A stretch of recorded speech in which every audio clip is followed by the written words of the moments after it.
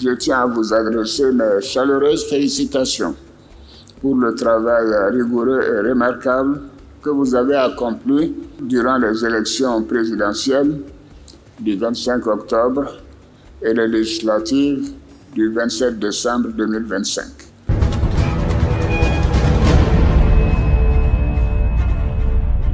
Votre programme d'information avec l'UIL, l'Université internationale de Libreville, le fleuron de la formation universitaire en Afrique.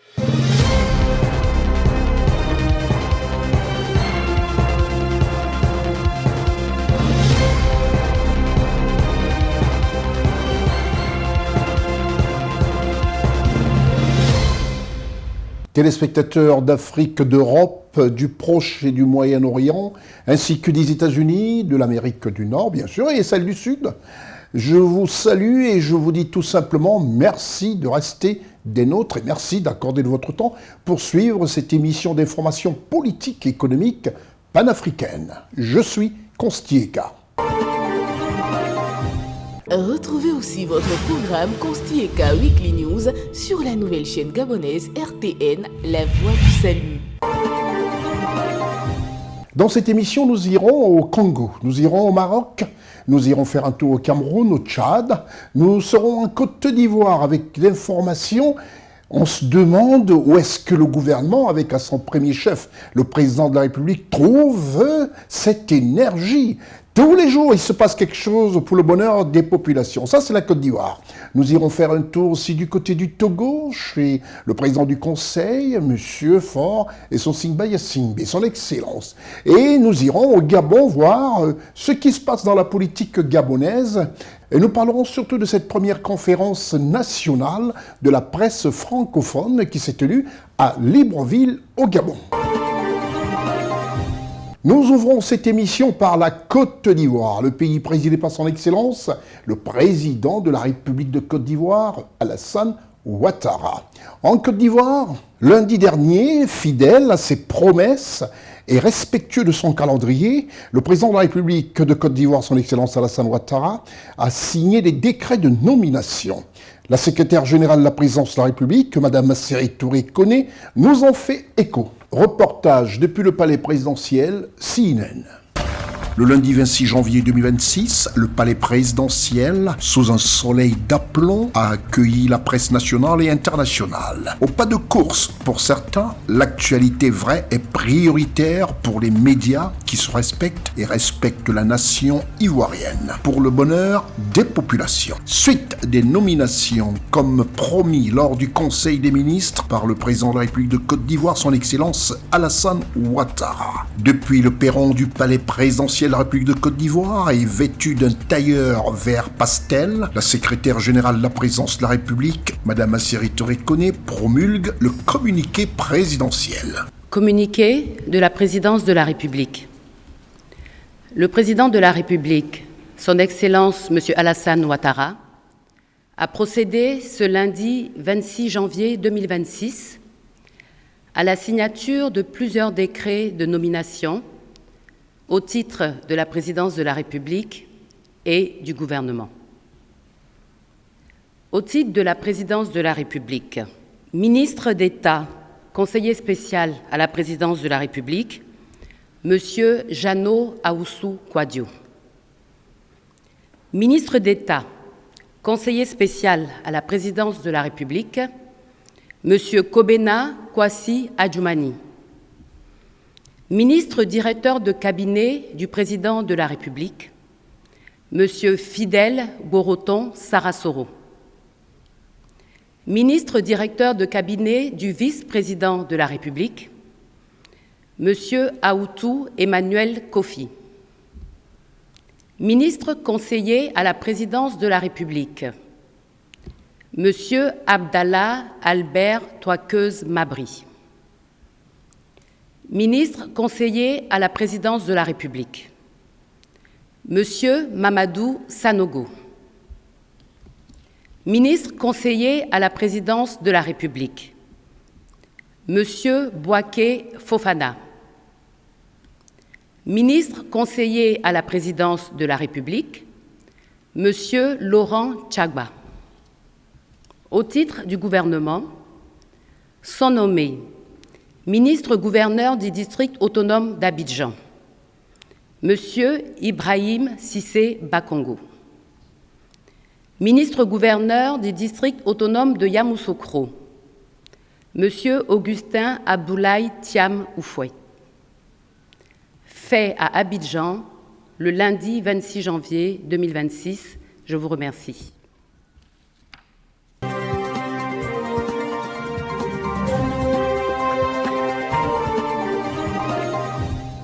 Nous restons toujours en Côte d'Ivoire et là nous allons parler de la présentation des vœux. En Côte d'Ivoire, la présentation des vœux du Nouvel An de la communauté diplomatique, des bureaux des institutions de la République et des autorités judiciaires. S'en est suivi pour cette journée marathon l'entretien accordé par le président de la République, son Excellence Alassane Ouattara, à M. Serge Ekoué, président de la Banque ouest-africaine de développement, en sigle la BOAD. Reportage depuis le palais présidentiel, le CNN. Ce mardi 27 janvier 2026, le palais présidentiel a connu une affluence annuelle inhabituelle. Et pour raison, la présentation des vœux du Nouvel An 2026 de la communauté diplomatique, des bureaux des institutions de la République de Côte d'Ivoire, des autorités judiciaires, des membres du gouvernement Mambé II et du clergé dans la salle des pas perdus du palais présidentiel de la République de Côte d'Ivoire. Il est 10h lorsque le président de la République, son Excellence Alassane Ouattara, fait son entrée et est accueilli par une standing ovation de toutes ses personnalités. À chacun, le président a accordé une poignée de main et un gentil mot à ce corps diplomatique au premier rang. Un moment important des vœux au président d'institution avec un signal fort, la présence des deux dames, ministres d'État de la République de Côte d'Ivoire. Le nonce apostolique qui est là depuis 2 ans, doyen du corps diplomatique, et celui qui porte la voix du corps diplomatique en cette circonstance. C'est un honneur, avec tous les membres du corps diplomatique accrédité en Côte d'Ivoire, dont je porte la voix, de revivre cette belle tradition d'échange de vœux avec votre Excellence, vous sachant gré de nous y avoir conviés. Les nobles et pacifique peuple ivoirien, sous votre impulsion, a résolument manifesté son désir unanime de paix. Leader de l'opposition, chefs religieux et traditionnels ont favorisé ce climat de paix. En retour des vœux, le président de la République, son Excellence Alassane Ouattara, a adressé son mot à la suite du nonce apostolique. Un réel plaisir que je vous accueille à l'occasion de la traditionnelle cérémonie de présentation de vœux du corps diplomatique accrédité en Côte d'Ivoire. Cette rencontre annuelle permet non seulement un échange de vœux, mais également un dialogue ouvert et constructif sur l'état du monde, sur les défis auxquels nos pays sont confrontés et sur les voies de coopération susceptibles de nous permettre d'avancer.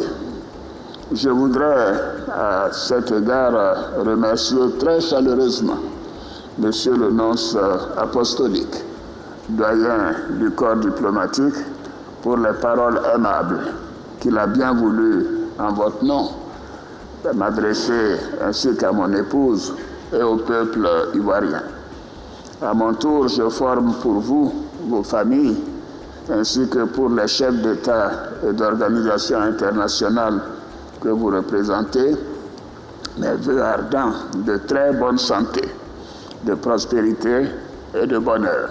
Place au cocktail offert dans les jardins de la présidence de la République et certaines personnalités se sont exprimées au micro de CNN. C'est une cérémonie durant laquelle à la fois le nonce qui s'est exprimé au nom de la communauté internationale et des organisations internationales et le président de la République, son Excellence le président Alassane Ouattara, ont délivré des messages qui sont des messages qui fixent le tempo pour l'année 2026.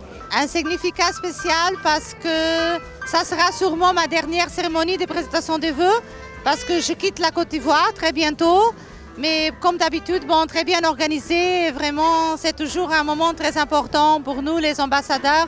Début d'année, la présentation des voix à Monsieur le Président Ouattara. Et c'était, comme d'habitude, une grande cérémonie, une retrouvaille avec le chef de l'État et toute l'équipe, tout le gouvernement réuni et toutes les personnalités réunies pour dire bonne année. Cette année. Retour dans la salle des pas perdus de la présidence de la République pour la présentation des vœux des autorités judiciaires, des bureaux des institutions de la République, ici par leur porte-parole, Madame Touré-Hortense. Les institutions de la République tiennent à vous adresser leurs chaleureuses félicitations pour votre brillante élection à la magistrature suprême, ainsi que pour la tenue réussie des élections présidentielles et législatives de 2025, organisé dans un esprit de justice, de transparence et d'apaisement. C'est ensuite que le président de la République de Côte d'Ivoire, son Excellence Alassane Ouattara, s'est exprimé avec des rappels de sa vision de la grande Côte d'Ivoire. Votre rôle est déterminant pour garantir la solidité de l'État, la transparence de l'action publique et la protection de l'intérêt général.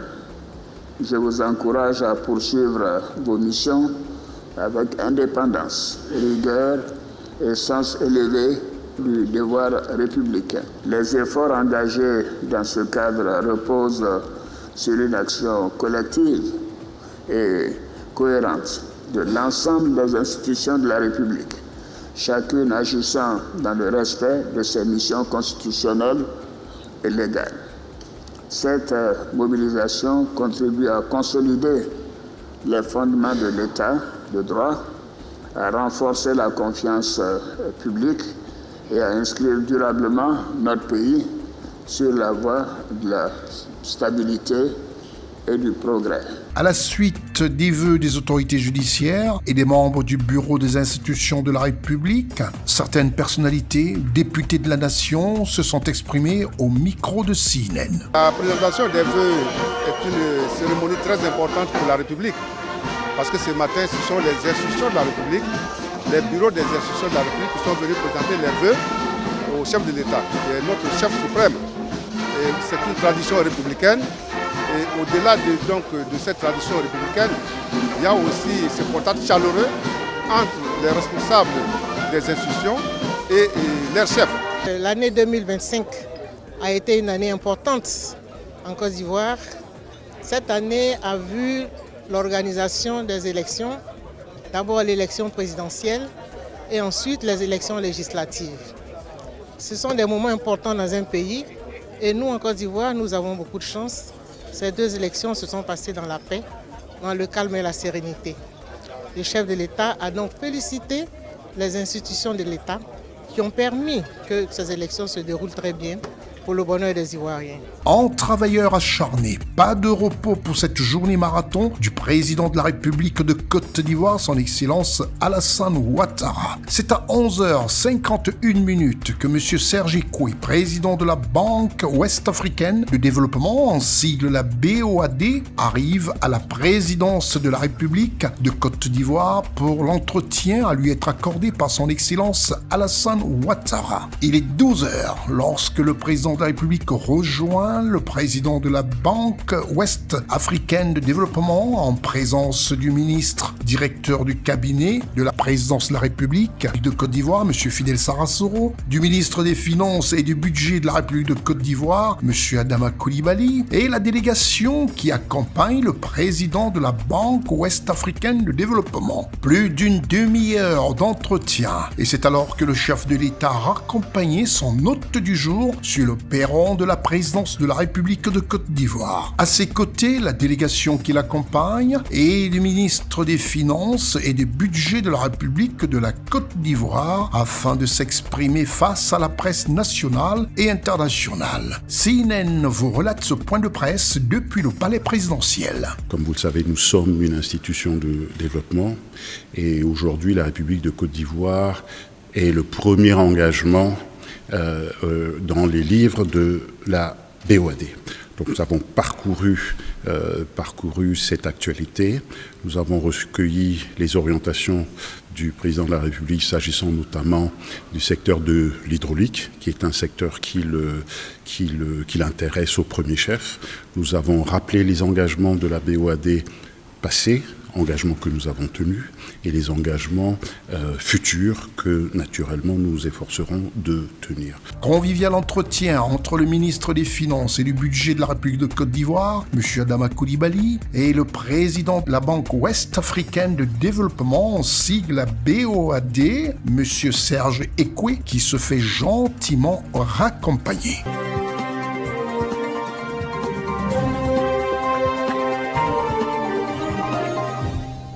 Nous restons toujours en Côte d'Ivoire et là nous parlons du vice-premier ministre de la République de Côte d'Ivoire, M.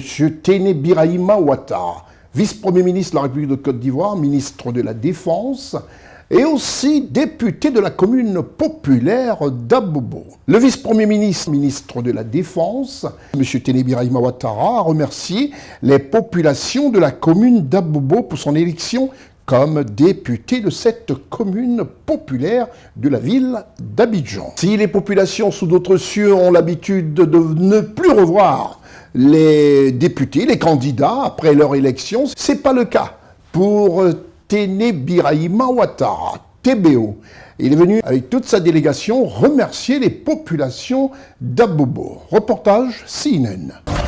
À Bobo, le 24 janvier 2026 était jour de remerciement et de célébration à la place Ahmed Bakayoko. Après leur large victoire aux élections législatives du 27 décembre 2025, la liste conduite par les vice-premiers ministres, ministre de la Défense, M. Téné Birahima Ouattara, et sa directrice régionale de campagne, la présidente du Sénat et maire d'Abobo, Kandia Kamara, ont rencontré les populations massivement rassemblées sur la place Ahmed Bakayoko. Pour l'occasion, la place Ahmed Bakayoko a servi de cadre à une magnifique cérémonie de remerciement des députés élus d'Abobo, où le parti présidentiel a salué la fraternité et le travail accompli, ponctué par la nomination du député d'Abobo au poste de vice-premier ministre, ministre de la Défense dans le gouvernement Mambé II. Apportant massivement la liste du RHDP, conduite par M. Téné Birahima Ouattara, vous avez envoyé un message clair à la Côte d'Ivoire tout entière. Abobo veut aller de l'avant. Abobo pose des actes, pas des promesses. Et les résultats, vous les voyez chaque jour à Abobo, grâce à son excellence M. Alassane Ouattara. Cette victoire n'est pas celle d'un homme seul, ni d'une liste. Ce n'est pas celle d'un parti politique seul. C'est la victoire d'une population mobilisée. Le vice-premier ministre, ministre de la Défense, M. Téné Birahima Ouattara, a exprimé ses sincères remerciements aux populations de la cité du partage pour la confiance accordée par le suffrage à la liste RHDP lors des législatives du 27 décembre 2025. Les résultats de ces élections sont les vôtres. Ce n'est pas les élections, c'est pas les résultats du RHDP, c'est les vôtres. Parce que c'est vous qui avez voulu que le RHDP, la liste RHDP, soit à l'Assemblée nationale. Et donc, pour nous, élus d'Abobo, c'est une marque de confiance et de légitimité que vous portez à notre endroit. Je voudrais, au nom du président du RHDP, le président Alassane Ouattara, vous remercier pour la confiance que vous avez faite. La cérémonie empreinte de ferveur et de solidarité a été rythmée par une prière œcuménique et des prestations d'artistes. Dans un élan de générosité, la liste victorieuse a également procédé à d'importants dons, une enveloppe de 12 millions de francs CFA destinée à 6 orphelinats de la commune, 4 quarts remis aux communautés chrétiennes et musulmanes, à la chefferie traditionnelle et au SOS village d'Abobo. Nous n'avions pas de moyens de déplacement. Ces cas viennent de nous soulager. Nous allons les utiliser à bon escient pour rassembler les Abobolais et des Abobolaises dans l'intérêt supérieur de notre commune. Merci, mon fils Ténébré.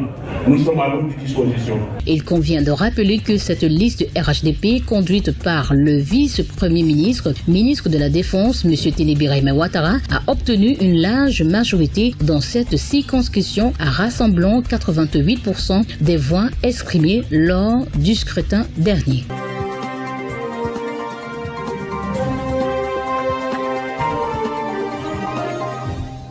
Et toujours à Bobo, nous allons parler de cette grande dame, la vénérable Kandia Camara, qui, elle, est présidente du Sénat de la République de Côte d'Ivoire et maire de la commune populaire d'Abobo. Et dans cette commune, son équipe et elle renforcent l'offre de logements avec 5000 nouvelles habitations. Le conseil municipal que préside la vénérable maire d'Abobo, Madame Kandia Camara, a signé cette convention. 5000 logements, voilà ce qui fera plaisir aux populations d'Abobo et qui montre et prouve que le maire et son conseil municipal travaillent pour le bonheur des populations d'Abobo. Reportage CNN. Le conseil municipal d'Abobo signe une convention avec une entreprise de construction. Cet accord prévoit la construction de 5000 logements sociaux, économiques et de haut standing dans la dite commune. La mise en œuvre de ce projet vient répondre au déficit de logement dont le Grand Abidjan, Madame Kandia Camara, maire d'Abobo, relève ici la portée sociale et économique de cet engagement. Ce projet fait partie des grandes ambitions du chef de l'État dans le cadre de la mise à disposition de logements sociaux aux populations vivant en Côte d'Ivoire, mais surtout pour permettre aux vaillantes populations d'Abobo de vivre dans des logements décents, mais surtout à des prix abordables. D'après M. Souleymane Diallo, avec le soutien de l'État, la volonté et le financement de ce projet de logement viendra compléter les infrastructures existantes. Avec tout le soutien de l'État autour de ce projet et toute notre volonté et tout le financement que nous allons apporter, nous espérons que le logement sera une contribution supplémentaire à toutes les infrastructures déjà réalisées. D'après M. Célestin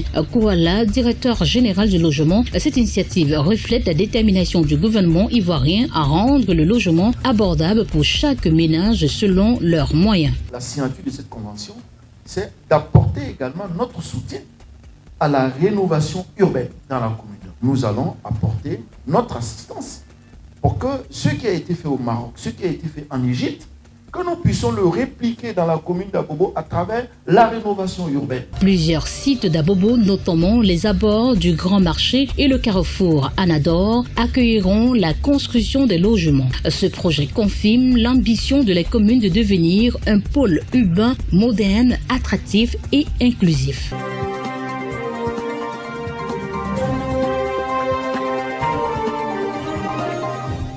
Après ces deux reportages qui ont conseillé la commune d'Abobo, je vous retrouve juste après la réclame.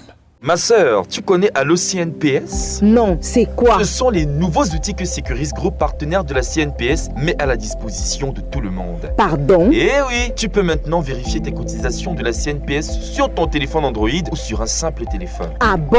Oui, tu as accès à tous ces services sur WhatsApp avec un agent connecté 24 heures sur 24 où tu pourras poser les questions sur ton matricule, tes dossiers d'allocation familiale et autres prestations CNPS. Et c'est payant? C'est 750 francs CFA par mois seulement, soit 9 000 francs CFA par an, c'est donné cadeau. Mince, comment y bénéficier? Tape étoile 101 dièse, peu importe le réseau et suis juste les indications. Enfin, mes cotisations sont à portée de main. Et contactez désormais la CNPS au 83 83. Allô CNPS, vous ne serez jamais seul. J'espère que vous avez compris, nous allons tout de suite au Cameroun, ce pays présidé par son Excellence Paul Biya. Même si les Camerounais attendent toujours la nomination des membres du gouvernement ainsi que du Premier ministre, mais au Cameroun, les choses se font pour le bonheur des populations. Au Cameroun, 1225 élèves sous-officiers de l'armée bientôt prêts à servir. Ils sont camerounais et originaires de la Côte d'Ivoire, tous satisfaits de leur rude formation. Reportage CNN Cameroun. La 7e promotion du centre d'instruction des élèves sous-officiers du Cameroun achève sa formation par un raid d'endurance de 400 km. Le vendredi 23 janvier 2026, depuis le centre d'instruction de Koutaba, à l'ouest du pays. Détermination et persévérance ont animé ces élèves sous-officiers de la Marine nationale, gendarmerie, armée de terre et armée de l'air. Pour la première fois depuis sa création, le centre a accueilli 2 élèves sous-officiers étrangers ivoiriens engagés dans une formation de 2 ans commencée en 2024. Après les civilités et les recommandations des instructeurs à Yaoundé, ils ont affronté 13 km supplémentaires de l'esplanade du stade d'Olembe au centre de formation technique des armées. Au rythme des chants motivants, malgré les rangs usés, leur détermination était palpable et la population les a soutenus le long du parcours. Leur arrivée vers 11h au centre s'est déroulée dans une ambiance triomphale ponctuée d'étirements et d'animation.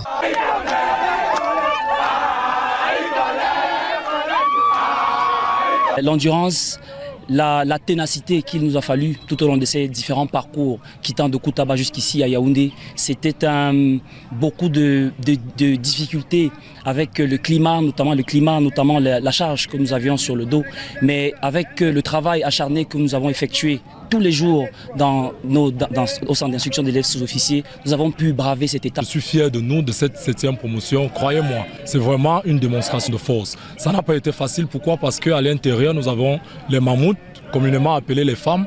Ça n'a pas été facile. Lorsqu'on a vu qu'elles supportent la marche, c'est 400 km. Donc ce n'est pas donné. Lorsqu'on voit les mammouths, ça nous donne un sentiment de fierté énorme. Également pour les 2 Ivoiriens qui ont exprimé leur satisfaction, les tout premiers à avoir suivi cette formation au Cameroun. Ils ont manifesté un grand soulagement et une réelle fierté d'être les premiers participants ivoiriens à bénéficier de ce cursus au Cameroun. CIESO est une école remarquablement remarquable, ça il faut le dire. Et la formation se fait militairement. Ça, celui qui veut réellement réussir à cette formation doit carrément être apte. Les instructeurs soulignent qu'aucun accident n'est survenu et qu'aucun incident n'a perturbé les sections de formation, ce qui confirme leur satisfaction quant aux résultats obtenus. Parvenus à ce stade, après 400 km, après plus de 19 mois de formation, je pense qu'ils sont prêts. Et avec les quelques stages complémentaires qui nous restent à faire, je pense que nous allons livrer au commandement un produit de qualité, des élèves, des sous-officiers de la gendarmerie et des armées qui seront aptes à remplir toutes les missions. Il est donc nécessaire d'achever ces 6 mois de formation restants pour pouvoir accomplir le service sous drapeau.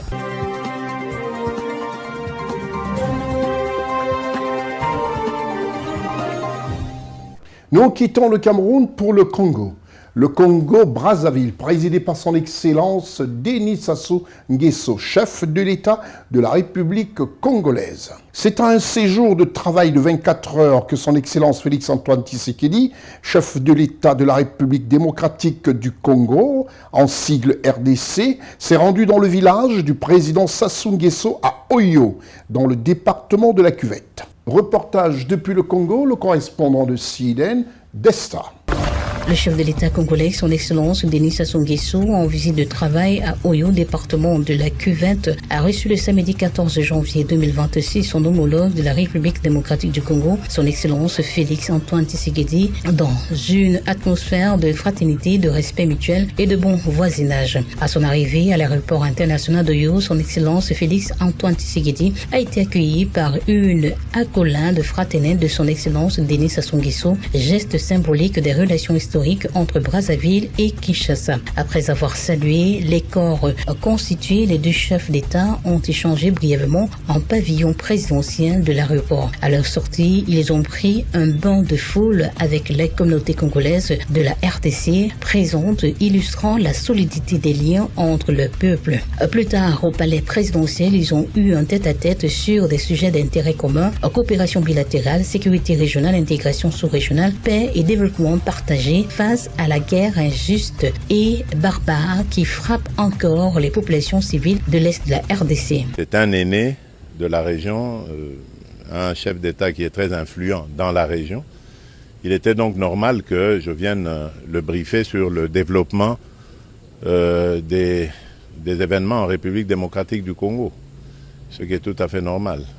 À l'Est, il y a la guerre, une guerre injuste et barbare qui nous est imposée.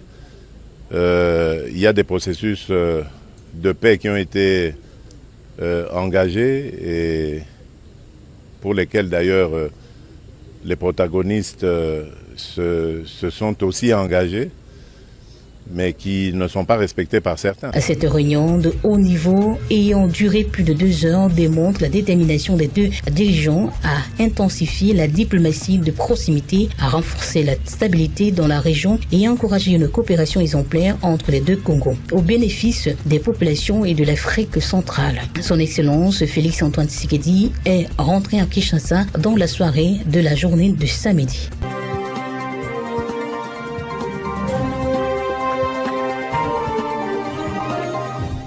Toujours au Congo, à l'affût de l'information, notre correspondant de cette partie de l'Afrique nous donne des informations qui permettent comme ça à toutes les populations de savoir exactement ce qui se fait. Et surtout de l'information vraie, pas de fake news et pas de deepfake. À Pointe-Noire, le club 2002 PUR renforce ses structures et réaffirme son soutien à la majorité présidentielle, quand on sait que ce pays va vivre au mois de mars les présidentielles. Reportage d'Esta Poursinen. À Pointe-Noire, le club 2002 PUR a réuni le 23 janvier ses cadres et militants dans le cadre de la campagne de redynamisation des structures de base de la fédération départementale. Une rencontre placée sous le signe de la mobilisation et du soutien aux candidats de la majorité présidentielle. La rencontre a connu une forte mobilisation des militants et responsables du parti. Objectif, renforcer l'unité, la cohésion et la discipline au sein des structures de base en vue des prochaines échéances électorales. Pendant les échéances de mars 2026, la redynamisation de notre parti vient à point nommé parce qu'elle constituera la force motrice de notre action pendant cette période. C'est vous et vous seuls qui représentez l'image du Club 2002 aux yeux des militants que vous allez encadrer. Vous devez croire profondément en vous-même et à ce que vous faites. Et le résultat politique qui s'inscrit à court, moyen et long terme, ce dans le cadre du programme du Bureau exécutif départemental de Pointe-Noire.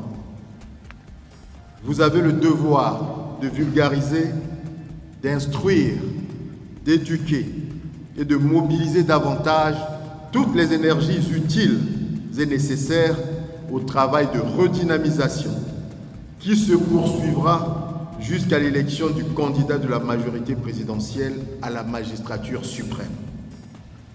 Nous restons convaincus que la suite du travail, c'est-à-dire la restructuration des comités de quartier, des zones et des blocs auxquels je vous appelle instamment, sera couronnée avec le même succès et connaîtra la même réussite. À cette occasion, le bureau exécutif fédéral du Club 2002 PUR à Pointe-Noire a procédé à l'investiture des cadres élus et des militants issus des comités, des arrondissements et du district de Tchamba-Nzassi. Ces derniers auront pour mission d'assurer le bon fonctionnement des structures locales. Permettez-moi, au nom de tous les membres des bureaux des arrondissements ici présents, d'exprimer notre gratitude à l'endroit des membres du bureau exécutif départemental et à son président pour la confiance placée en nous. Nous nous engageons ce jour, 23 janvier 2026, à accomplir avec courage et fidélité les missions à nous confiées par la direction politique départementale de Pointe-Noire. À l'issue des travaux, 3 motions ont été adoptées. Une motion de soutien au président de la République, Denis Sassou Nguesso, une motion de félicitations au président national du parti et une motion de confiance au secrétaire général du Club 2002 PUR. Nous, membres du Club 2002 PUR, parti pour l'unité et la République, en campagne de redynamisation des instances de base du département de Pointe-Noire, réitérons notre soutien inconditionnel et indéfectible à son Excellence Denis Sassou Nguesso, président de la République, chef de l'État. Le président du bureau exécutif fédéral a invité les cadres et militants à redoubler d'engagement et d'efficacité afin de contribuer activement à la victoire du candidat de la majorité présidentielle. Ils ont l'obligation, l'instruction venue du président fondateur du Club 2002, d'être des relais électoraux, des relais de mobilisation. Ce que nous appelons, nous, une armada électorale au service de la campagne du candidat.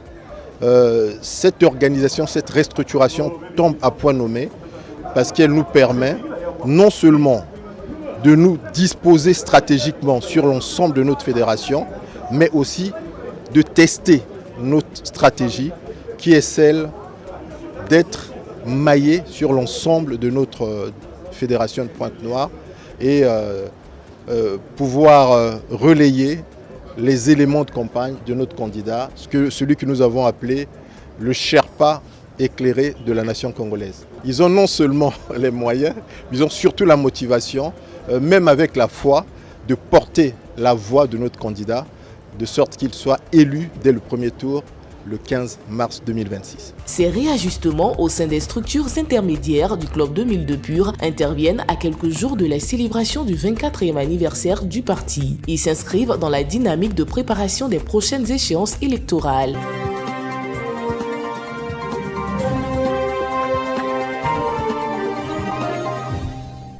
L'information au Congo-Brazzaville occupe une place dans notre programme qui est aussi dense. Il faudrait dire simplement que le président Sassou Nguesso regarde tout ça et regarde comment travaillent les uns et les autres, les membres du gouvernement, certains de son parti politique. Et toujours au Congo, on va parler de 266 militaires, gendarmes et policiers promus au grade supérieur. Reportage d'Esta pour CNN. C'est sur le tarmac de la base aérienne 02-20 266 militaires, gendarmes et policiers de la zone militaire de défense numéro 1 Pointe-Noire et Kouilou, promus au titre du premier trimestre 2026, ont reçu à Pointe-Noire leur insigne de grade lors d'une cérémonie présidée par le commandant de la zone, le général de brigade Jean Olesongo Ondaï. Ils ont reçu à Pointe-Noire les insignes de grade en reconnaissance de leur fidélité à la nation. Il s'agit précisément de 14 officiers supérieurs, 47 officiers subalternes, 155 sous-officiers supérieurs, 47 sous-officiers subalternes et 3 hommes de rang. Cette cérémonie de port des insignes de grade rehaussée par la présence du premier président de la Cour suprême, M. Henri Bouquin, s'est déroulée en présence des autorités politiques, administratives et judiciaires de ces deux départements ainsi que des parents de promus au grade supérieur. En présence du premier président de la Cour suprême, du préfet de Pointe-Noire et autres autorités locales, le commandant la zone militaire de défense numéro 1 a exhorté les promus à servir en toute responsabilité et en privilégiant le sens du devoir bien accompli. Notre engagement quotidien s'inscrit dans la promotion permanente de la paix, valeur suprême et bien inestimable. À cet égard, je rappelle que la paix a constitué la ligne directrice du message sur l'état de la nation prononcé par son Excellence, Monsieur le Président de la République, chef de l'État, chef suprême des armées, devant le Parlement réuni en congrès le 28 novembre dernier. Au regard de la noblesse de nos missions régaliennes et de l'ampleur des défis propres au métier des armes, j'exhorte solennellement l'ensemble de la force publique des départements de Pointe-Noire et du Kouilou à faire preuve d'une cohésion sans faille, d'une discipline rigoureuse, d'une implication constante au travail et d'un pragmatisme opérationnel afin de maintenir en permanence un haut niveau de disponibilité opérationnelle, lutter efficacement contre le grand banditisme et garantir à nos concitoyens une vie paisible et sécurisée. Par la voix de leur porte-parole, les agents de la force publique honorés se sont engagés à œuvrer pour le bien-être des populations et leurs biens. Nous vous promettons et vous rassurons, mon général, qu'en tout temps et en tout lieu, notre appel sera significatif et constant dans la défense de la patrie et la sécurisation des populations en zone militaire de défense numéro 1. Le commandant de la zone militaire de défense numéro 1 a fait savoir aux promus que cet instant vient consacrer l'engagement, la négation et le sens élevé du devoir des femmes et des hommes qui ont fait le choix de servir la nation sous l'uniforme avec honneur, loyauté et fidélité.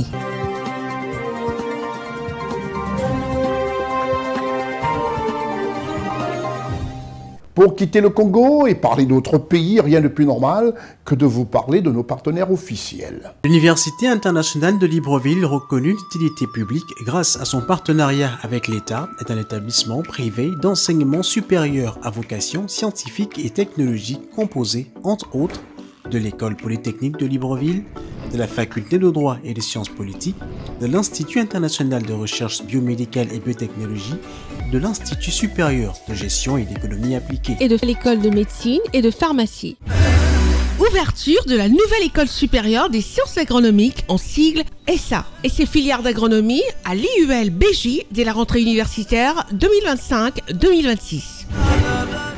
Son ouverture sur le monde du fait de ses partenariats avec les prestigieuses universités et institutions internationales lui permettent de s'arrimer à plusieurs systèmes de formation et de délivrer des diplômes reconnus.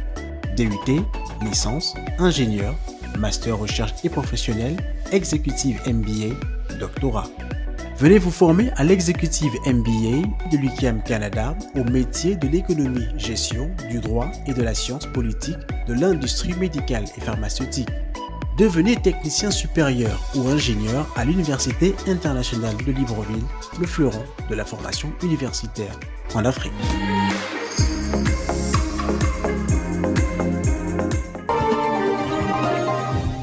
Nous arrivons au Gabon. Le Gabon présidé par son Excellence Brice Clotaire Oligui Nguema, qui fait la grande satisfaction des populations gabonaises.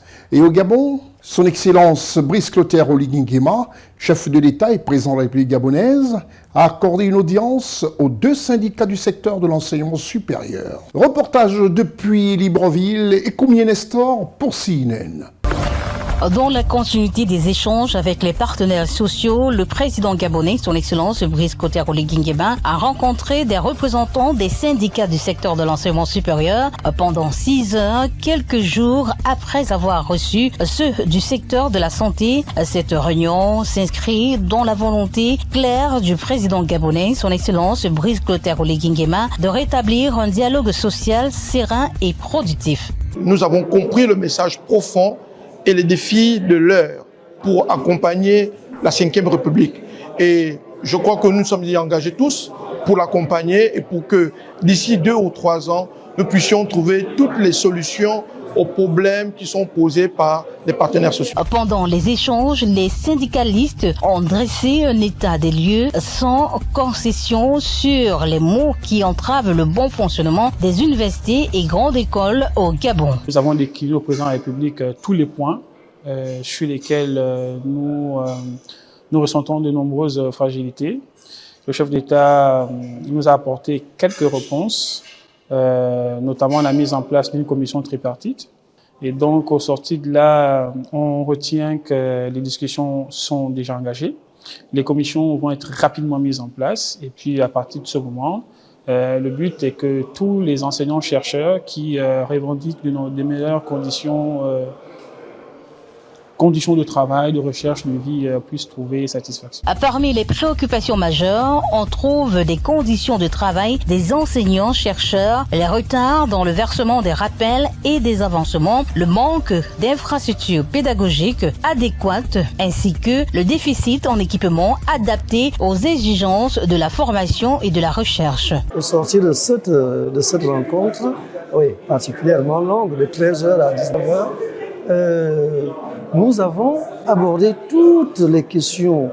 Au sortir de là, nous pouvons dire que nous sommes satisfaits, mais dans le syndicalisme, la dernière parole reste à la base. Nous allons convoquer urgemment une assemblée générale de restitution de cette rencontre pour que la base décide. Les délégués syndicaux ont aussi insisté auprès du président gabonais, son Excellence Brice Clotaire Oligui Nguema, sur la question de la gouvernance universitaire, l'urgence d'une réforme profonde et l'urgence d'une réforme en profondeur pour assurer l'efficacité et la confiance dans le système. On est satisfait par les échanges enrichissants d'éclaircir, mais surtout de nous rappeler qu'il est important que nous soyons patriotes, surtout face aux conditions que notre pays traverse. Il est important que nous soyons des leaders capables de ramener la calmie au niveau donc de nos différentes structures. Cette rencontre constitue une avancée dans la démarche du président gabonais, son Excellence Brice Clotaire Oligui Nguema, qui souhaite favoriser dans le but d'instaurer un climat social serein et de jeter les fondations d'un enseignement supérieur plus efficace, apte à satisfaire les attentes de la jeunesse gabonaise et les exigences de la compétitivité.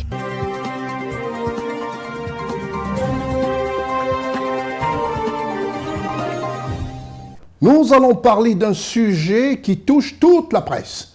Toute la presse africaine devra se rendre compte quand il y a une conférence internationale de ce type, qu'elle se dirige et assiste pour le meilleur de notre continent.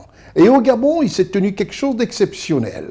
L'Université internationale de Libreville Berthéjean, en sigle UILBJ, a servi de cadre en offrant toutes ses installations ultra-modernes à la première édition de la conférence internationale de la presse francophone. Reportage coordonné par l'équipe de communication de l'Université internationale de Libreville et CNN. Le cadre adéquat à tout point de vue de l'Université internationale Berthéjean de Libreville a abrité la première conférence internationale de la presse francophone portant sur l'intelligence artificielle. Notre université réaffirme sa vocation profonde, être un sanctuaire de réflexion et un laboratoire d'anticipation où s'articulent savoir académique et mutation sociétale. Pendant 3 jours, soit du 21 au 25 janvier 2026, l'Université internationale Berthéjean de Libreville au Gabon a offert ses installations modernes et professionnelles, divers auditoriums pour des échanges entre participants, journalistes professionnels des médias d'Afrique francophone et certains d'Europe, afin d'enrichir mutuellement leur compréhension, utilisation et anticipation des contours et dérives diverses de l'intelligence artificielle sous le parrainage du ministre gabonais de la communication et des médias. Je formule donc le vœu que les travaux de cette conférence aboutissent à des recommandations concrètes et qu'ils contribuent à bâtir un écosystème médiatique plus moderne, plus crédible et plus résilient. Sur ces quelques mots, j'ouvre officiellement la conférence internationale de la presse francophone. Je vous remercie.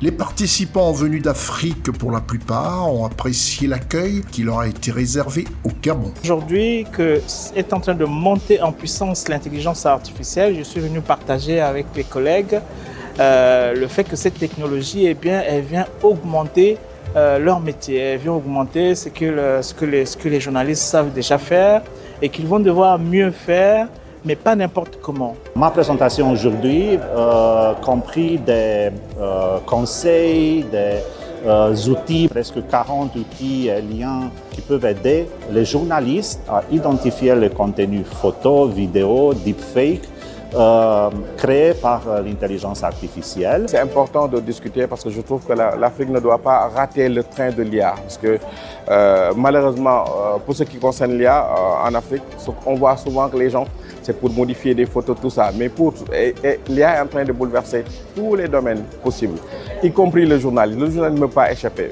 Je le dis régulièrement, les révolutions techniques et technologiques ont toujours accompagné le journalisme. Le cadre de l'Université internationale de Libreville, Berthe et Jean, leur a permis une bonne tenue de cette conférence internationale de la presse francophone et surtout de se focaliser sur l'intelligence artificielle. Il faut retenir, c'est qu'il ne faudrait pas voir l'IA comme un ennemi, mais il faut voir l'IA comme un collaborateur, un outil qui peut contribuer à améliorer la qualité de nos émissions ou de nos productions. Je trouve qu'on a passé 3 jours intenses d'échanges, de débats et de discussions. Et je souhaite que cette initiative persiste et qu'elle soit même une rencontre annuelle. Il est important pour tous les Africains de pouvoir prendre part à ces travaux, sinon à ces assises organisées par la CIPREF.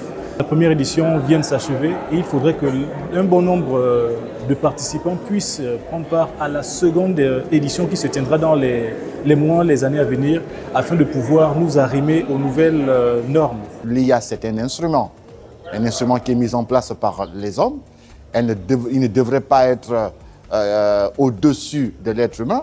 Maintenant, c'est à nous de savoir gérer cela, en sachant que nous devons nous adapter. Et je salue l'ensemble des organisateurs de ces assises-là. J'ai trouvé les communications très géniales, j'ai appris d'autres choses. Et ce qui m'a marqué aujourd'hui est que si les journalistes pensent que l'IA peut remplacer l'humain aujourd'hui, c'est faux. Tout ce panel en fait, de journalistes francophones soit là pour partager leurs expériences, donner ce qu'ils ont également à donner. Mes impressions sont vraiment une satisfaction totale. Outre la richesse des échanges entre participants du Nord et ceux du Sud, tous ont salué comme un seul homme, dans l'admiration, les installations qu'offre ce temple du savoir, qui s'étend à perte de vue. Et non pas tari d'éloge à l'endroit du président de l'Université internationale de Libreville, Berthe et Jean, en sigle UIL-BJ, pour son dévouement sans cesse au service des jeunes et de l'Afrique. Docteur Marie-Madeleine Boranzo, président de l'Université internationale de Libreville, leur a raconté un pan d'histoire de la création à date de ce lieu de formation et d'instruction, sans omettre de citer l'auteur de cette idée, le défunt Carl Lus Donald Kabangoy. J'étais présent à la Cour des comptes de envoyer mes enfants, mes jeunes enfants, apprendre à l'école. Et l'un d'eux, vous avez dû voir une photo quelque part, qui n'avait que 10 ans, me dira ceci: mais maman, mais toi tu es cadre de ce pays aussi. Tu nous demandes d'aller apprendre ailleurs, mais tu peux quand même réaliser quelque chose, un établissement de qualité au Gabon, permettant aux jeunes de rester à la fois aux côtés de leurs parents et d'être encadrés par des enseignants de qualité. C'est avec grand plaisir que nous vous accueillons ici et je vous souhaite une bonne fin de travail. Et encore une fois, merci d'être venu ici.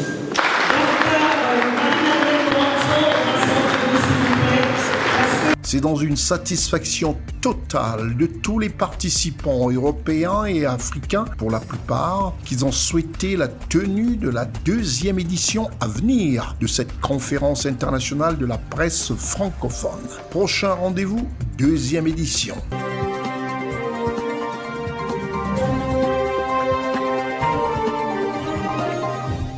Ma sœur, tu connais Allo CNPS? Non, c'est quoi? Ce sont les nouveaux outils que Sécuris Group, partenaire de la CNPS, met à la disposition de tout le monde. Pardon? Eh oui, tu peux maintenant vérifier tes cotisations de la CNPS sur ton téléphone Android ou sur un simple téléphone. Ah bon? Oui, tu as accès à tous ces services sur WhatsApp avec un agent connecté 24 h sur 24 où tu pourras poser les questions sur ton matricule, tes dossiers d'allocation familiale et autres prestations CNPS. Et c'est payant? C'est 750 francs CFA par mois seulement, soit 9 000 francs CFA par an, c'est donné cadeau. Mince, comment y bénéficier? Tape étoile 101 dièse, peu importe le réseau et suis juste les indications. Enfin, mes cotisations sont à portée de main. Et contactez désormais la CNPS au 83 83. Allô CNPS, vous ne serez jamais seul. L'Université internationale de Libreville, reconnue d'utilité publique grâce à son partenariat avec l'État, est un établissement privé d'enseignement supérieur à vocation scientifique et technologique composé, entre autres, de l'École polytechnique de Libreville, de la Faculté de droit et des sciences politiques, de l'Institut international de recherche biomédicale et biotechnologie, de l'Institut supérieur de gestion et d'économie appliquée, et de l'École de médecine et de pharmacie. Ouverture de la nouvelle école supérieure des sciences agronomiques, en sigle ESSA, et ses filières d'agronomie à l'IUL BJ dès la rentrée universitaire 2025-2026. Son ouverture sur le monde du fait de ses partenariats avec les prestigieuses universités et institutions internationales lui permettent de s'arrimer à plusieurs systèmes de formation et de délivrer des diplômes reconnus. DUT, licence, ingénieur, master recherche et professionnel, exécutive MBA, doctorat. Venez vous former à l'exécutive MBA de l'UQAM Canada au métier de l'économie, gestion, du droit et de la science politique de l'industrie médicale et pharmaceutique. Devenez technicien supérieur ou ingénieur à l'Université internationale de Libreville, le fleuron de la formation universitaire en Afrique. Tout en remerciant cette fierté gabonaise et africaine qu'est l'Université internationale de Libreville, présidée par le docteur Marie-Madeleine Borantzou, on va quitter le Gabon pour le Tchad. Le Tchad est ce pays sahélien situé à la crête du Cameroun, en Afrique centrale. Le maréchal Mahamat Idriss Déby Itno, président de la République tchadienne, a accordé une audience à son Excellence Éric Gérard, ambassadeur de France en République tchadienne. Reportage CNN. Le président tchadien, le maréchal Mahamat Idriss Déby Itno, a reçu l'ambassadeur de France, son Excellence Éric Gérard. Ils ont discuté du renouveau et du dynamisme à donner à la coopération bilatérale.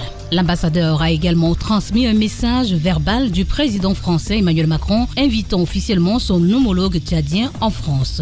C'est un entretien dense placé sous le signe du dialogue et de l'ouverture qui a inauguré l'agenda hebdomadaire du chef de l'État tchadien, le maréchal Mahamat Idriss Déby Itno. L'exercice consiste à redéfinir les contours d'une coopération bilatérale entre le Tchad et la France, appelée à se renouveler et à s'adapter aux enjeux actuels. L'audience accordée ce jour à l'ambassadeur de France au Tchad, M.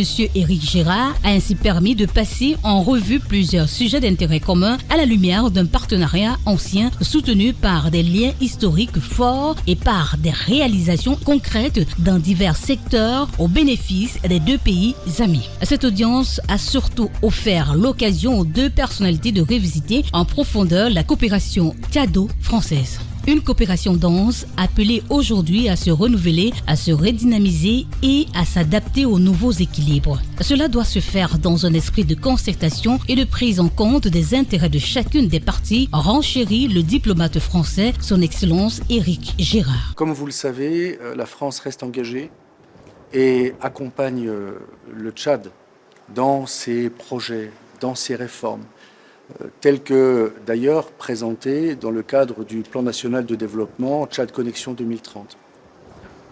Mais cet échange, cet entretien a aussi été l'occasion d'évoquer notre partenariat. Et nous souhaitons renouveler ce partenariat, je dirais le redynamiser, l'adapter aux enjeux nouveaux, aux enjeux d'aujourd'hui et de demain, et ce, dans un esprit de concertation et de respect des intérêts de chacun. Qualifié de fructueux par son Excellence Éric Gérard, l'entretien ouvre la voie à une poursuite du dialogue stratégique au plus haut niveau. Car l'ambassadeur de France a en effet transmis un message verbal du président Emmanuel Macron invitant officiellement son homologue à effectuer une visite à Paris. Une invitation à laquelle le chef de l'État a répondu favorablement. Un signal fort qui confirme la volonté partagée de consolider et de moderniser les relations entre N'Djamena et Paris.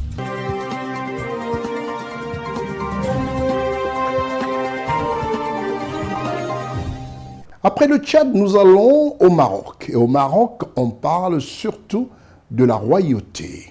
Et dans ce pays dirigé par Mohamed VI, le roi du Maroc, ce pays d'Afrique, nous allons parler des 17 nouveaux accords entre le Maroc et le Sénégal. Tout en remerciant les prouesses du Premier ministre sénégalais, M. Ousmane Sonko, pour rétablir les petites divergences après cette finale brillamment remportée par l'équipe Les Lions du Sénégal, les Lions de la Teranga.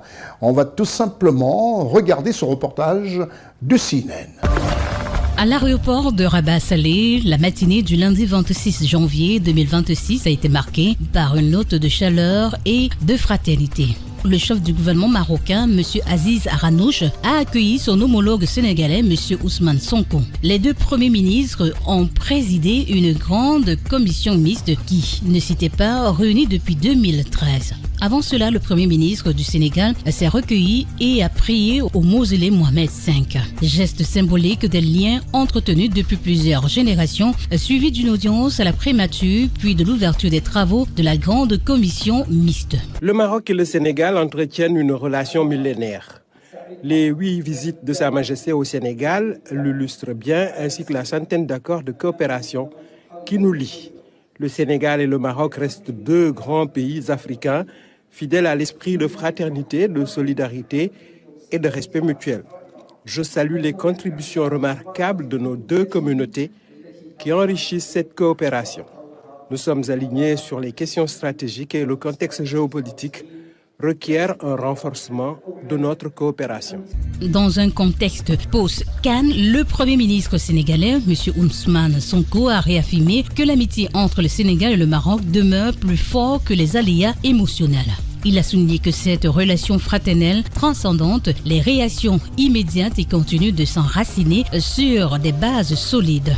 Par ailleurs, les conclusions des travaux menés aboutissent pleinement à cet esprit de coopération et vont dans le sens d'un approfondissement des relations bilatérales. Il convient de rappeler que la coopération entre les deux pays repose déjà sur plus de 130 accords existants et que 17 nouveaux accords viennent s'ajouter à cet ensemble, enrichissant ainsi le cadre juridique et opérationnel du partenariat. Finances publiques, sécurité, agriculture, environnement, infrastructure, transport, sécurité portuaire, gestion de l'eau, des ressources hydriques, renforcement des capacités, etc.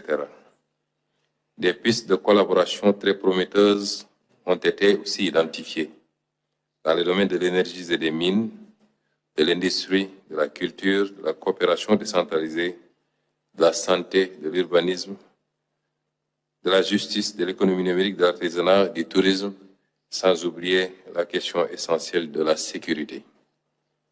Chez le chef du gouvernement, la réussite de ces sessions ne saurait se mesurer uniquement au nombre d'accords conclus, mais à leur mise en œuvre effective.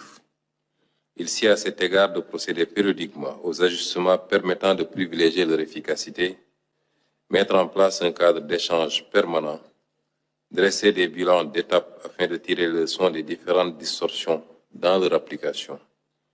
Je tiens, pour conclure, à réitérer nos salutations déférentes à Sa Majesté le roi Mohamed VI, que Dieu l'assiste, et nos sincères remerciements au gouvernement marocain pour l'excellente organisation de cette 15e session ainsi que pour l'hospitalité chaleureuse et fraternelle dont la délégation sénégalaise a bénéficié tout au long de son séjour. Les récents accords signés couvrent des domaines tels que le développement des PME, la justice, les infrastructures, l'agriculture, la santé et l'économie. Les deux nations qui coopèrent intensément dans le secteur éducatif vont également améliorer les bourses d'études, les stages et les échanges d'expériences. La jeunesse et le sport ne sont pas en reste. Un moyen de rapprocher les deux nations, a déclaré le chef du gouvernement marocain, M. Aziz Aranouch. Une autre séquence marquante de ce premier jour de visite, les élus de la Chambre des représentants ont offert un standing ovation au Premier ministre sénégalais, M. Ousmane Sonko, qui était présent à une séance plénière.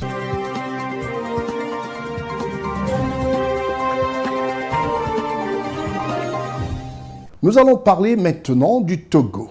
Le Togo, présidé par le président du Conseil, son Excellence Faure Essosingba Yassingbe, ce pays d'Afrique de l'Ouest. Son Excellence Faure Essosingba Yassingbe, président du Conseil, a présidé la commémoration du 5e anniversaire de l'attentat de Sarakawa, qui avait failli coûter la vie au président Yassingbe Eyadema, son géniteur. Un grand moment du souvenir que nous relate ici l'équipe de CNN.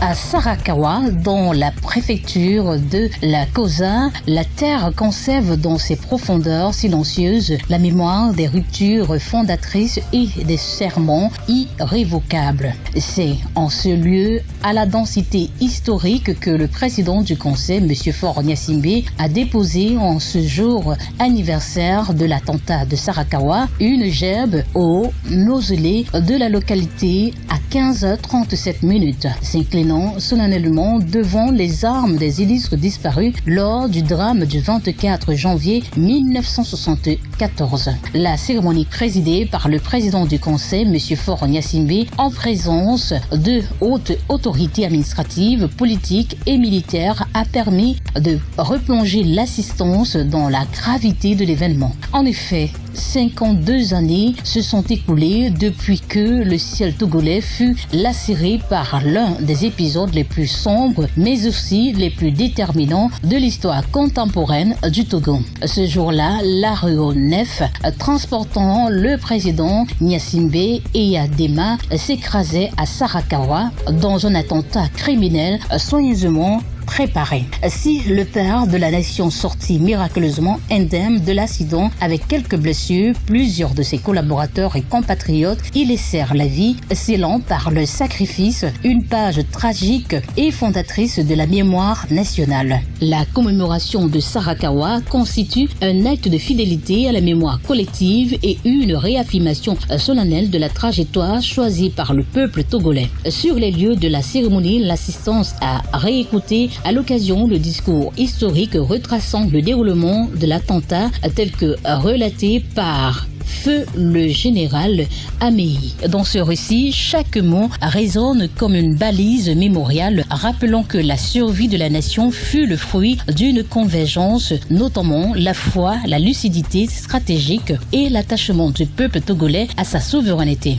Mais c'est surtout la voix du père de la nation ressurgeant du passé qui a de nouveau saisi les consciences. À sa phrase devenue culte, un coup isolé n'arrête pas le combat, continue de traverser les générations comme un viatique politique et moral. Elle résume à elle seule l'esprit de Sarakawa, la résilience face à l'adversité, la constance dans la lutte. Dans son discours de circonstance, le ministre de l'administration territoriale, de la gouvernance locale et des affaires coutumières, M. Odabalo Awate, a rappelé la portée structurante de cette date dans l'édification du Togo moderne. Sarakawa, a-t-il souligné, a ouvert la voie à des choix courageux, notamment la nationalisation des ressources stratégiques permettant l'État togolais de reprendre en main son destin économique et de poser des jalons de grandes réalisations structurantes sur l'ensemble du territoire national. Ce moment de rupture a ainsi transformé une tentative de chaos en acte fondateur de renaissance. Au-delà de la mémoire, Sarakawa s'inscrit aujourd'hui dans une continuité politique assumée. La commémoration du 24 janvier s'impose ainsi comme un triple impératif: devoir de mémoire envers les disparus, devoir de vigilance face aux menaces contemporaines et devoir de fidélité à une vision d'indépendance économique et de dignité nationale. Sarakawa rappelle que la bravoure d'un peuple et la clarté d'un leadership peuvent transformer l'épreuve en opportunité historique.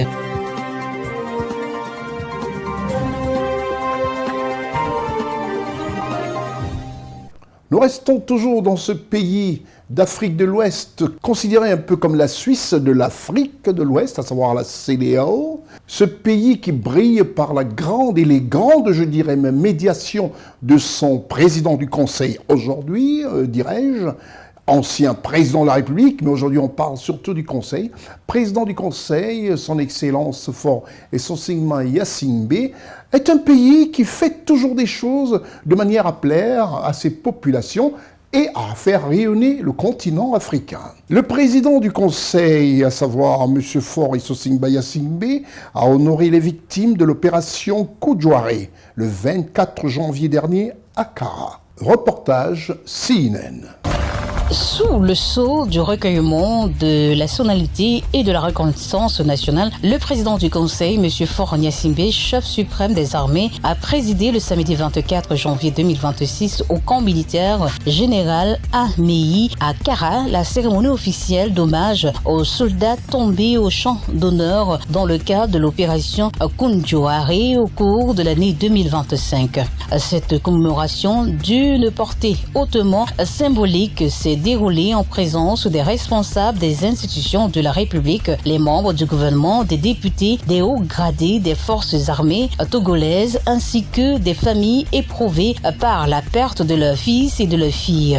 Dans une atmosphère empreinte de profonde émotion, le président du Conseil s'est incliné devant la mémoire des disparus, saluant ainsi l'engagement ultime de ces femmes et de ces hommes qui se sont sacrifiés pour la sauvegarde de la patrie. À titre posthume, les soldats tombés au combat ont été élevés à la dignité de chevalier de l'ordre du Mono. Cette distinction honorifique consacre une mission noble, celle de veiller au prix de leur vie à l'intégrité du territoire national, notamment dans la zone septentrionale du pays exposée à des menaces terroristes. Les militaires blessés au cours de cette opération ont quant à eux été décorés de la médaille de la vaillance, une reconnaissance éclatante de leur courage et de leur abnégation.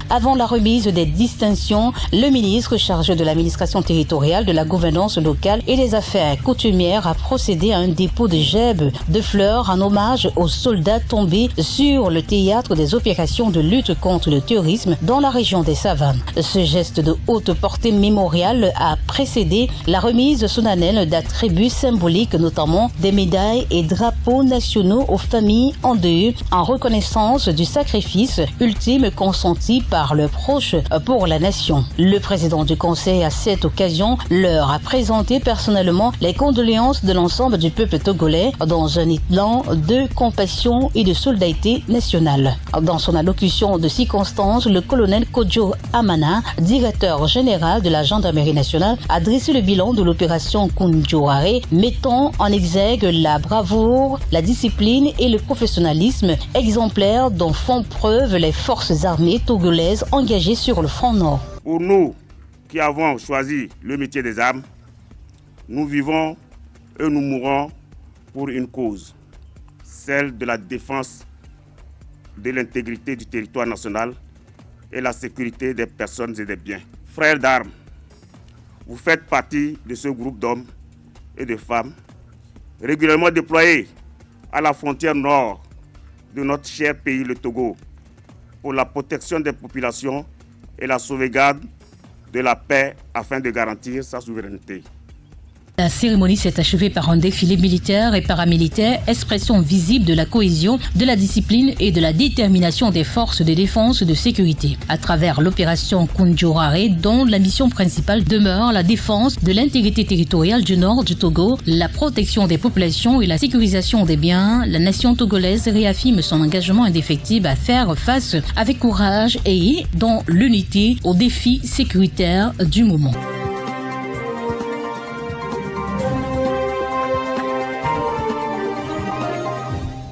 La Côte d'Ivoire, cette semaine, a brûlé par une actualité dense et rien de plus normal de lui accorder ce grand format.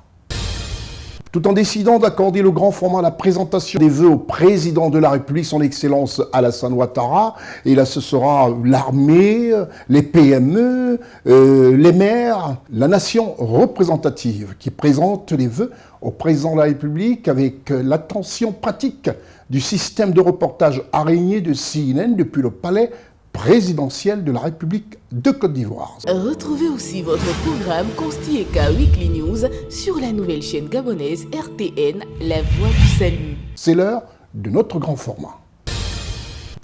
Abidjan, ce jeudi 29 janvier 2026, peut-on dire sans embâche, la nation reconnaissante. Les fils et filles de Côte d'Ivoire, réunis tour à tour au palais présidentiel de la République de Côte d'Ivoire, sans appartenance politique, un seul amour, la nation ivoirienne et un devoir patriotique. La présentation des vœux à son Excellence, le président de la République de Côte d'Ivoire, Alassane Ouattara. Tout commence à 10h pour cette présentation des vœux de Nouvel An 2026 au chef de l'État de Côte d'Ivoire. L'administration du territoire ouvre le bal. Les partis et groupements politiques, toutes chapelles confondues. Place au cérémonial. Le peuple de Côte d'Ivoire a renouvelé sa pleine confiance en vous élisant président de la République, reflet de la communion d'un président avec son peuple. Le corps préfectoral s'engage avec détermination à accentuer dans les circonscriptions administratives la conduite d'initiatives tendant au renforcement de la paix et de la cohésion sociale.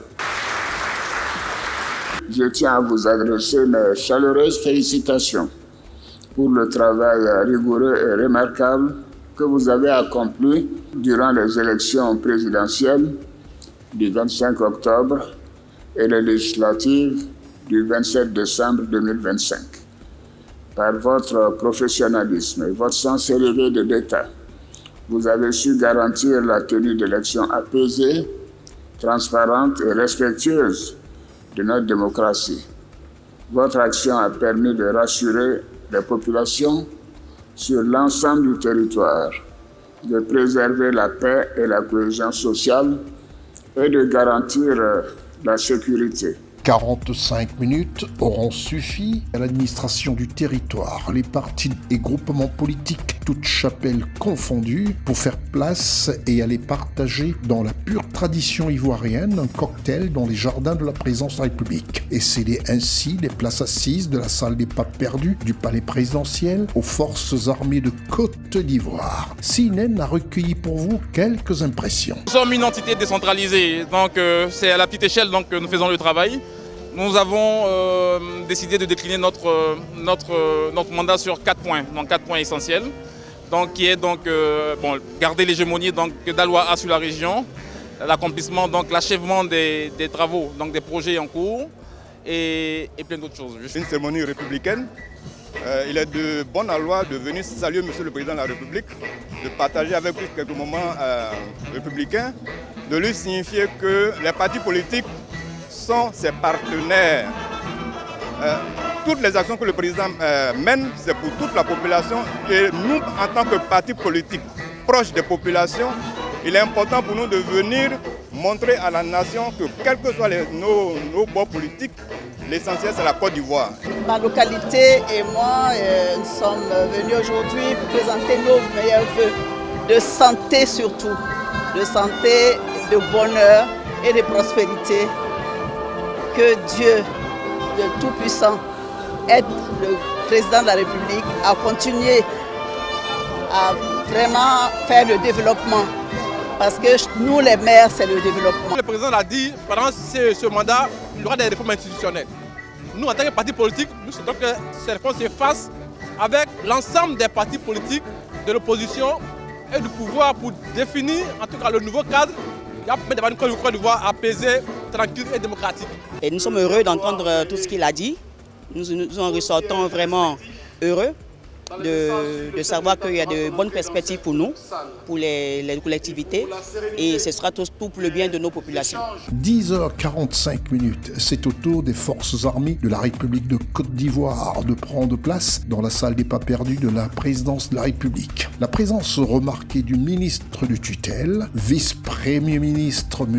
Téné-Birahima Ouattara, était à lui seul l'attraction des équipes de télévision nationale et internationale, aiguisant tout aussi leur curiosité et respectueuse admiration au nouveau général des armées, le général Lassina Doumbia, avec une admiration particulière au vu de l'éclat du vestimentaire de l'armée de Côte d'Ivoire, au travers duquel rayonnait le général de corps d'armée de la gendarmerie nationale de Côte d'Ivoire, le général Appalo Alexandre Touré. À tout seigneur, tout honneur, occupant désormais un nouveau poste créé de mémoire, n'ayant jamais existé en Côte d'Ivoire, le général des armées Lansina Doumbia va s'adresser au président de la République de Côte d'Ivoire, son Excellence Alassane Ouattara, avec gratitude, rappelant au détail près tous les aspects et contours pour la défense du territoire national, la sécurité des populations sur l'ensemble du territoire national. Excellence, Monsieur le Président de la République,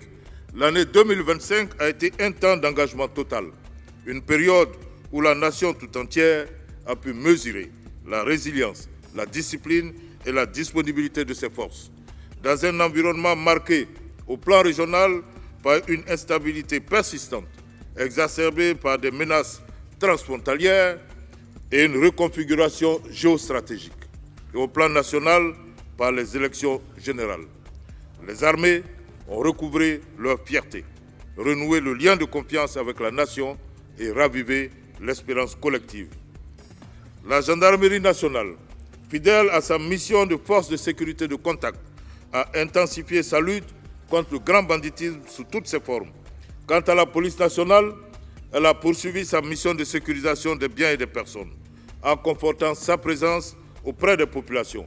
C'est alors qu'en sa qualité de chef des armées, le président Alassane Ouattara s'est adressé aux forces armées, appréciant, comme il se doit, leur souhait de bonne année 2026 à son égard. Vous avez réussi à redorer le prestige de notre armée, à restaurer la relation de confiance entre elle et la population et à la recentrer sur ce qui fonde son contrat opérationnel, la défense du territoire national. Je voudrais également saluer tout le haut commandement pour l'excellent encadrement de nos forces de défense et de sécurité qui sont aujourd'hui admirées et respectées au-delà de nos frontières. J'étends mon appréciation à l'ensemble du personnel des forces de défense et de sécurité ainsi qu'au corps paramilitaire pour leur dévouement sans faille au service de la patrie et des institutions de la République. C'est pour tous ces excellents résultats que le ministre de la Défense a été promu vice-premier ministre, ministre de la Défense. Une trêve est accordée à tous, médias et dans les jardins, les forces armées de Côte d'Ivoire s'offrent un petit moment de détente. Et c'est alors que l'équipe de CNN va arracher un mot à un illustre participant. Une grande rencontre avec son Excellence M. Alassane Ouattara, président de la République. C'est un rendez-vous qui permet aux acteurs de l'État, dans toutes leurs composantes, de reprendre confiance après ce contact avec le président de la République. Une journée comme on aimerait en vivre, voir cette belle Côte d'Ivoire rassemblée, des visages rayonnants, tous sourires. Il est 16h. Le monde académique, les entreprises publiques, le secteur privé et la société civile sont à leur tour accueillis dans cette salle des pas perdus de la présidence république de Côte d'Ivoire. Instant solennel du porte-parole. Sous votre haute impulsion, la Côte d'Ivoire a poursuivi sa marche vers la consolidation de la paix et la modernisation de son économie. Avec la tenue de l'élection présidentielle d'octobre 2025, notre pays a su démontrer sa maturité démocratique et sa stabilité institutionnelle. À l'invitation du maître de cérémonie, le président de la République, son Excellence Alassane Ouattara, va s'adresser au monde académique, aux entreprises publiques, au secteur privé et sociétés civiles représentées pour la circonstance. Les efforts consentis pour garantir le financement de nos PME et favoriser leur transformation en champions nationaux et régionaux traduisent notre volonté d'accroître le rôle moteur du secteur privé dans l'économie et le souci d'aider nos entreprises à être les fers de lance de la croissance inclusive. Que le dialogue social amorcé depuis 2017 puisse continuer à se consolider, à se renforcer. Nous avons, à travers le porte-parole, démontré que la Côte d'Ivoire est en marche et qu'au niveau du secteur privé, toutes les dispositions sont prises pour accompagner le développement économique et social de la Côte d'Ivoire. Aujourd'hui, nous encourageons le gouvernement à aller de l'avant et surtout Nous demandons vraiment que les pouvoirs publics se penchent davantage sur la question des travailleurs. Nous sommes satisfaits de cette maturité démocratique qui a eu lieu en 2025 avec les différentes institutions et la stabilité institutionnelle en Côte d'Ivoire. En tant qu'activistes des droits de l'homme, nous voulons encourager l'État à poursuivre la promotion des droits de l'homme. L'objectif pour nous est d'être dans un système où la stabilité permet d'être quand même prospère.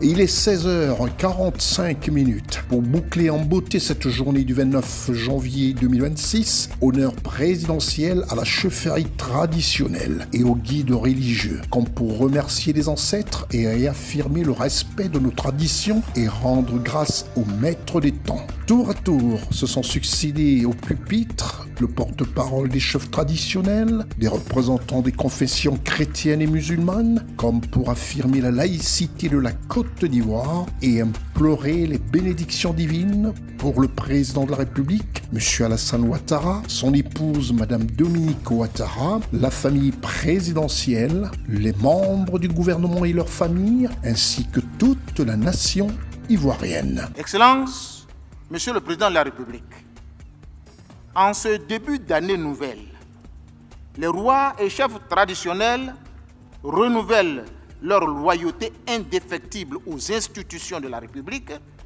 et leur attachement constant à l'unité nationale. Votre générosité reconnue et votre intention constante ont touché l'ensemble des communautés religieuses, ainsi que toutes les populations vivant sur la terre des Burni, la Côte d'Ivoire. Votre réélection est également la marque d'une adhésion forte à votre vision, à votre leadership et aux actions menées en faveur de la paix, de la stabilité, de la solidarité et du développement inclusif. Bouclant cette journée des présentations des vœux du Nouvel An, le président, à son tour, a pris la parole. Majesté, honorable chef traditionnel, vénérés guides religieux, mesdames et messieurs, je voudrais aussi me féliciter de l'apport de la chefferie traditionnelle et de chacune des confessions religieuses à la construction et au renforcement de la cohésion sociale et de la paix, qui sont indispensables au développement de notre pays. Je vous remercie pour votre grande contribution à la paix. C'est alors que le président Alassane Ouattara a tenu à saluer les uns et les autres, comme pour attester sa joie et les remercier pour leur prière constante pour la préservation de la paix en Côte d'Ivoire. Les équipes de CNN ont tenu à vous offrir les ressentis des participants. Fiers. Et si la nation reste en paix, nous les religieux, nous sommes fiers.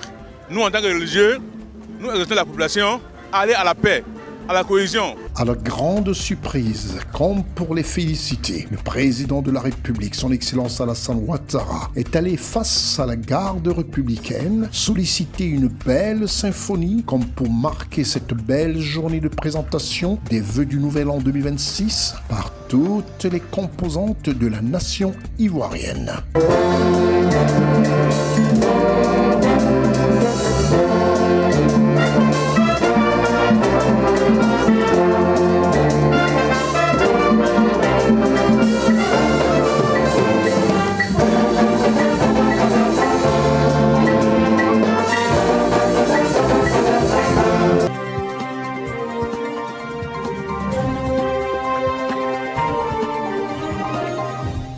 Tout en remerciant tous les téléspectateurs d'Afrique, d'Europe, du Moyen et du Proche-Orient, surtout ceux du Proche-Orient qui ont eu plaisir à nous envoyer de multiples mails pour apprécier et qui nous ont dit d'ailleurs mieux connaître l'Afrique désormais à travers notre émission Le Constieka Weekly News. Nous vous saluons depuis la Côte d'Ivoire et vous demandons de rester branchés sur votre télévision et de regarder les diffusions de cette émission à 8h, 11h30, 16h45, 19h GMT tous les jours. C'était votre programme d'information avec l'UIL, l'Université internationale de Libreville, le fleuron de la formation universitaire en Afrique. Et vous pouvez regarder ce programme sur vos grands écrans, chez vous à la maison et dans tous les lieux publics, sur les bouquets numériques, à savoir TV Garden, Blackstream, et sur les bouquets analogiques, Crioling et numéricables, et ainsi qu'en allant sur Navigator, sur tout ce qui ont des téléviseurs Android, vous cliquez sur cnntv.ci et vous avez votre chaîne en direct, comme ça, 24h/24, et vous pouvez regarder les différents programmes de cette chaîne. Et ceux qui sont férus d'informations, www.ciwebinfo.ci. Et là, vous êtes focalisé sur l'information africaine vraie. Pas de fake news, pas de deepfake. Je suis Constieka. Au revoir.